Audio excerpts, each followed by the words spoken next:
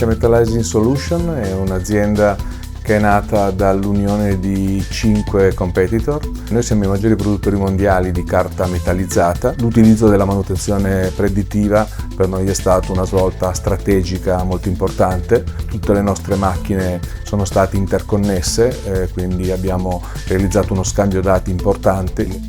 Metallizing Solution ci hanno portato a lavorare soprattutto sulla manutenzione predittiva con i sistemi di sensoristica IFM supportati da un software che ovviamente ci aiuta a collezionare e ad analizzare nel modo più corretto i dati, e questa soluzione ci sta già portando qui nello stabilimento italiano a una forte riduzione del downtime delle nostre macchine.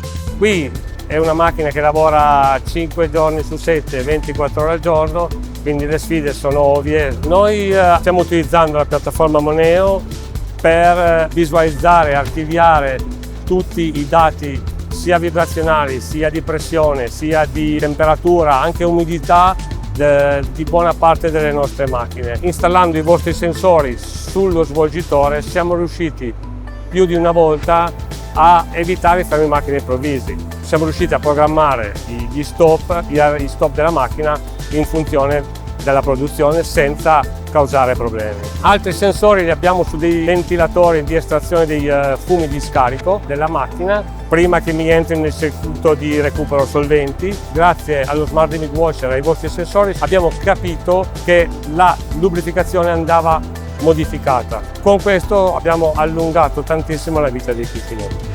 L'incontro con IFM è stato un incontro per certi versi fortuito, ma anche molto fortunato.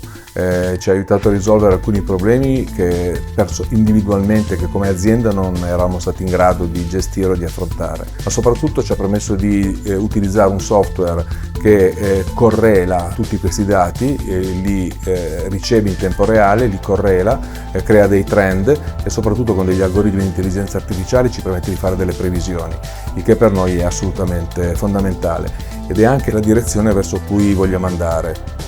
Il progetto di estensione della manutenzione predittiva, quindi con l'utilizzo dei sistemi IFM, è già un progetto operativo, è in fase esecutiva, sarà diffuso nel corso del prossimo anno negli stabilimenti europei, quindi quello di Berlino e quello del Belgio, a Genk, nonché anche negli stabilimenti oltreoceano negli Stati Uniti e in Brasile.